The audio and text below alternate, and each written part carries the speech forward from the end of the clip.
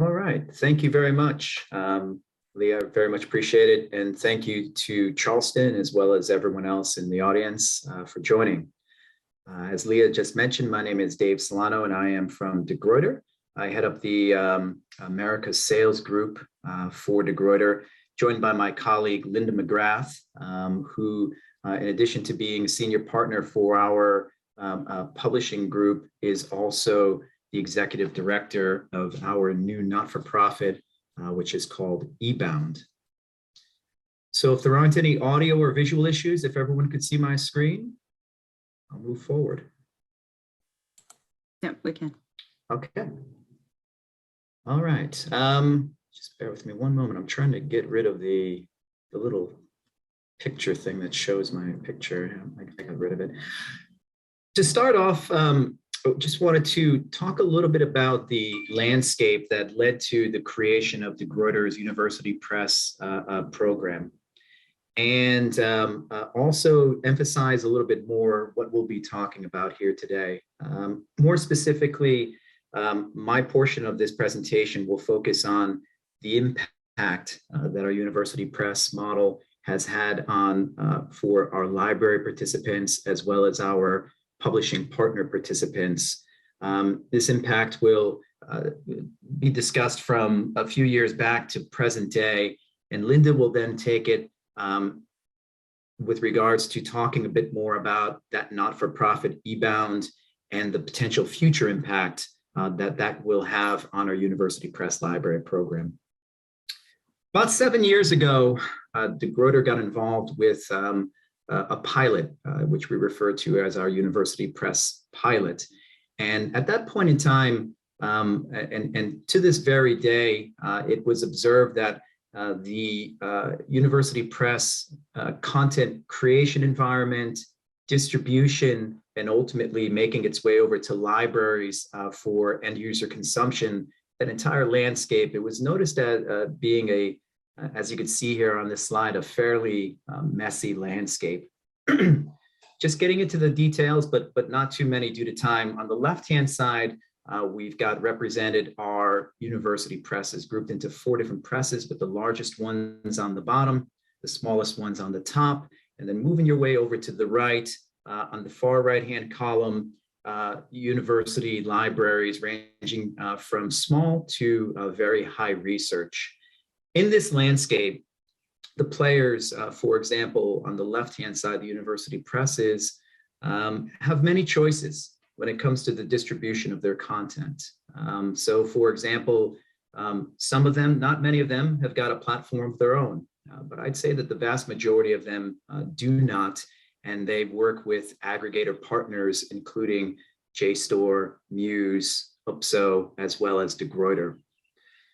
Making the way from the left to the right, this content, in addition to being on multiple platforms, and in some cases, some of the content on one platform and not being on the other platform, the distribution of this content faces different business models, as you can see in the column that is third from the left.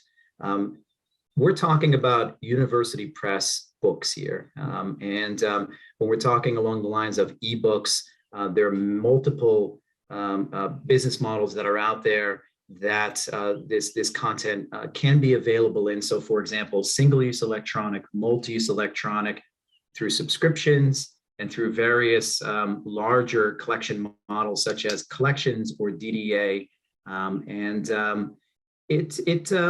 To libraries that are on the consumption side of things, it could be quite the interesting landscape when it comes to trying to figure out where they might be able to purchase content from a specific press on any given year, and in many cases are faced with a lot of work on their end, determining which titles are available from a specific press in multi-use electronic, which ones are only available in single-use electronic, and challenges along those lines. So a fairly complex landscape, and something that was noticed about 7 years back, which led then to the creation of DeGruyter's University Press Library program.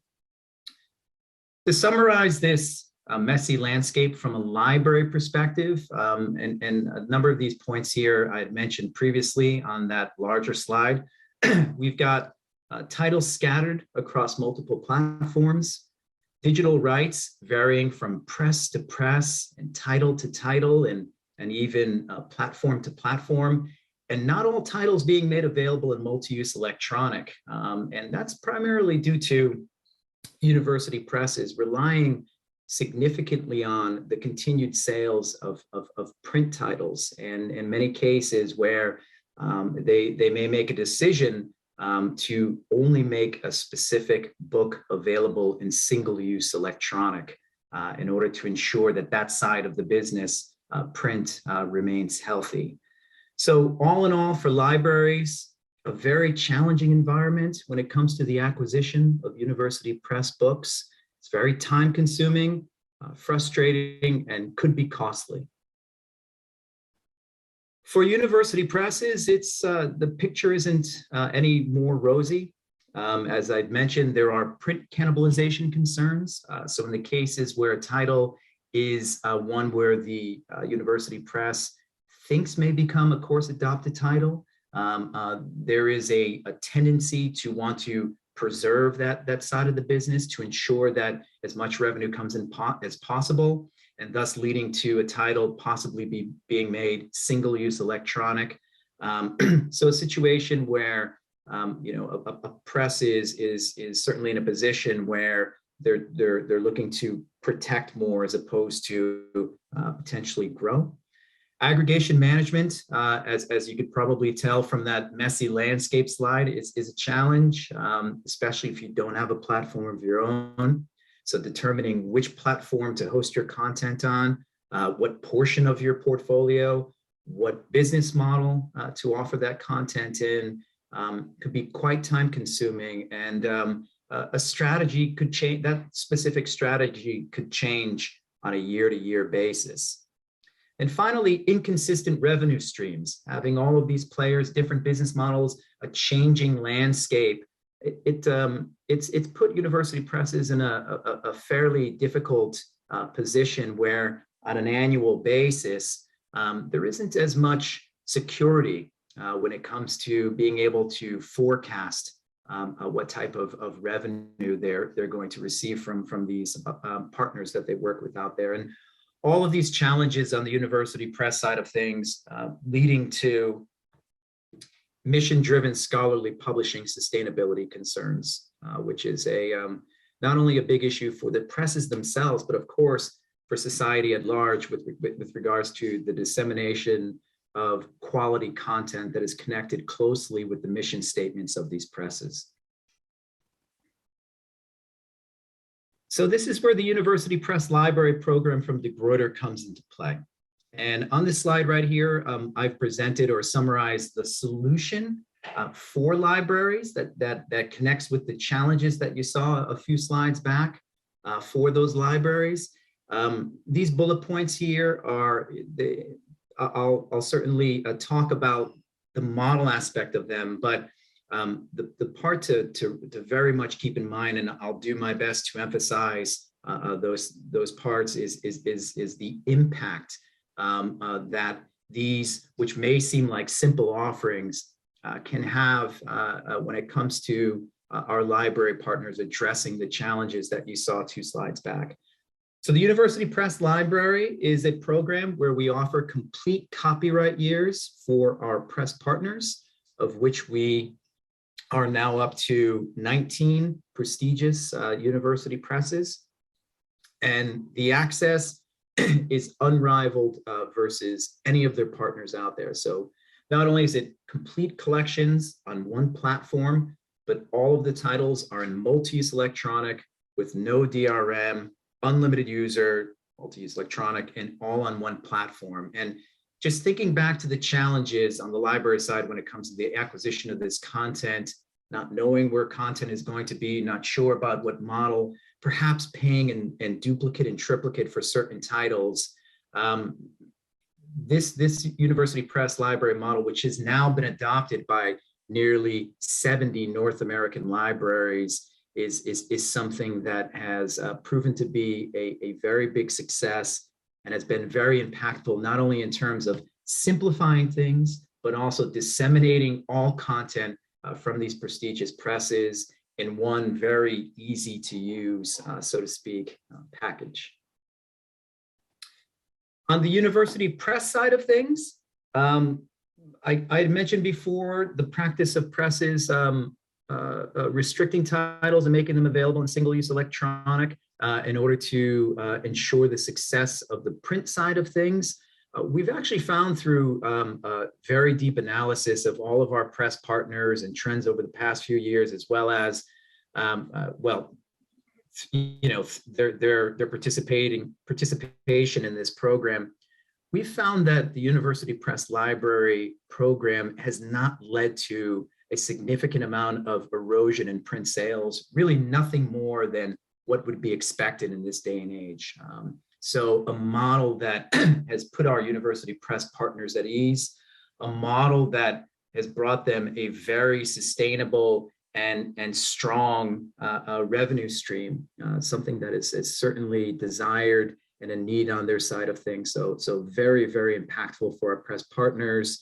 And one more point here is to keep in mind is that our University Press Library program is for complete copyright years. So the support there isn't just for a small portion of their portfolio or a title here or there that's going open access. It's a lot more of that, thus leading to the support of the entire portfolios for these mission-driven scholarly publishers. A very, very important point. Before I pass the torch on to Linda and hopefully give us some time for questions, I just had a few more additional considerations that I wanted to mention for the librarians that are in attendance when thinking about the University Press Library, the impact that it's had on the participants thus far, and the impact that it could have if you have yet to adopt UPL on your side. The first consideration is our care quality control standards. We moved from pilot phase to official offering to the library marketplace about 3 years back. And at that point in time, we learned very quickly that the excuse that this is a pilot wasn't an excuse anymore. So we invested heavily on the back end of things, and we are quite proud to say that our care quality control standards, standing for content access reporting and e-collection management, really gives the acquiring library the ability to get it and forget it when it comes to a specific press. So in other words, if you're a library purchasing the front list from a particular press from us, you can rest assured that you will have all of the titles, everything in multi-use electronic, all on one platform, perpetual rights, and something that is also accompanied by fantastic discovery options. So truly an instance where you can purchase content and not have to worry about whether or not you've got a specific title, whether or not a title, you know, is going to move elsewhere, or if a title is in, you know, single-use electronic or perhaps wrapped in digital rights management. University Press Library, as I mentioned, we're now up to 70 libraries and going strong. We're feeling really good about increasing that number of library participants before the end of this year. I just wanted to share with everyone on this call here a few testimonials from important North American libraries. I've highlighted some interesting points here. An acquisition solution that's a time saver. It's helped institutions facilitate the pivot toward digital first, which is quite important, especially considering the fact that this is primarily humanities and social sciences content. Another librarian here is saying, you know, we've got the presses they want and we've got it all. And thinking about the University Press Library as a community of libraries and presses together, it's certainly given our participants an opportunity to collaborate and really have more of a voice when it comes to this very important content. I mentioned the exceptional support for university presses, but just to really emphasize that point, revenue from University Press Library sales to our press partners provides the highest return versus any of their partners, and it's really not even close. This is, as you could imagine, really important for some of our presses, especially those that have been in the news over the past few years with regards to financial troubles. And finally, our University Press Library content, as you can probably tell, based on the presses that we work with, it very much so provides the purchasing library with content of modern day significance. We've included some books here that we feel embrace equity, diversity, inclusion, environment, sustainability, and these are only 4 out of hundreds to thousands others that are part of the University Press Library model. So that's it from my end, emphasizing the past and present impact of our University Press Library model for our press and library partners. And I will transfer this over to Linda right now, who will talk about our new not-for-profit eBound. Thank you. Can you see my screen? Yes. Yes. All right.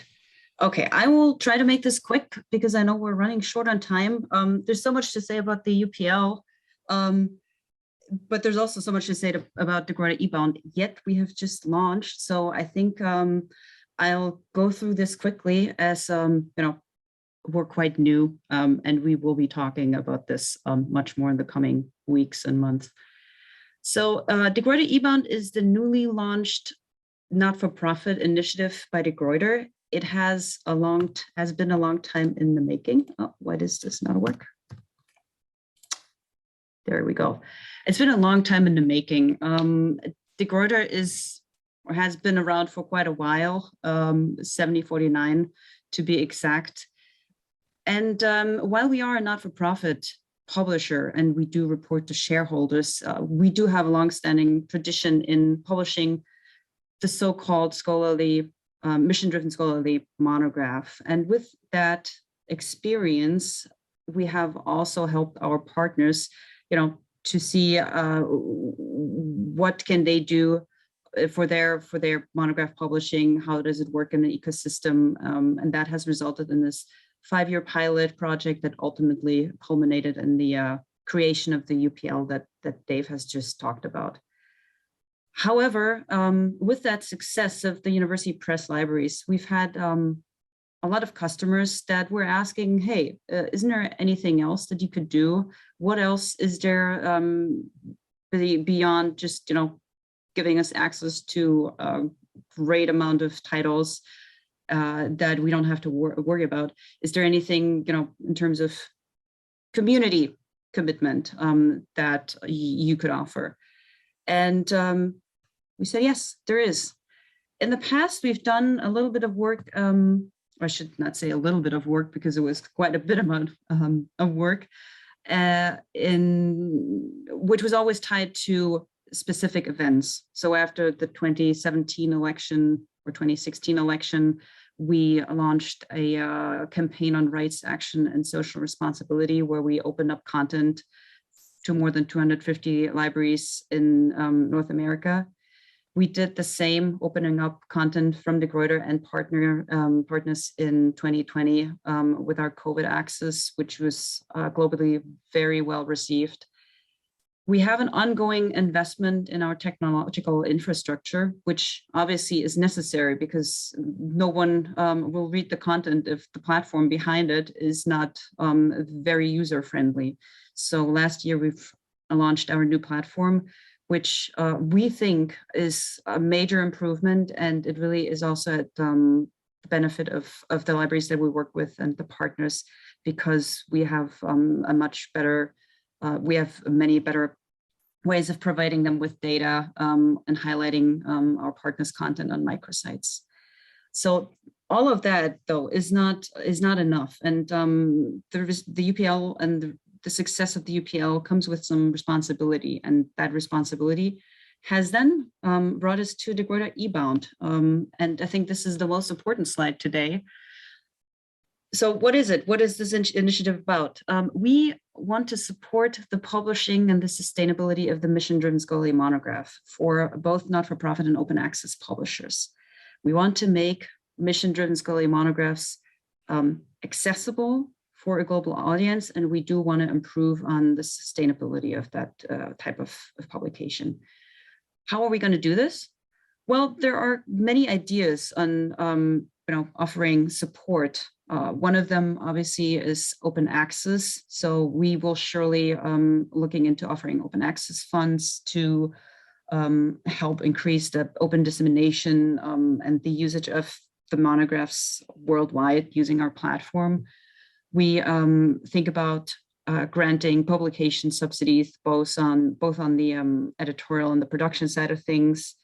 We want to publish original studies and publications that really look into the market and to the industry, to help the key actors, be that publishers, libraries, authors, researchers, understand and maybe also help to develop new solutions to the publication for the publication of the mission-driven scholarly monograph.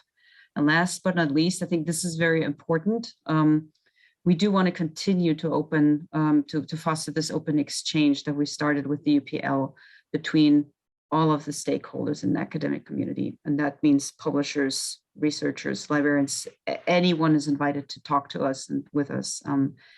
And all of that will be worked on in the coming months. And it's just something that I would love to get more into detail right here, but I'm conscious of time, so apologize for running through this. I also don't want to leave. Thank you so much, Linda and Dave. That was a wonderful presentation from DeGruyter, and I'm sorry to interrupt, but we are at the end of our time. So I'm going to say thank you. And up next, we have a presentation from Cambridge University Press. So thank you very much.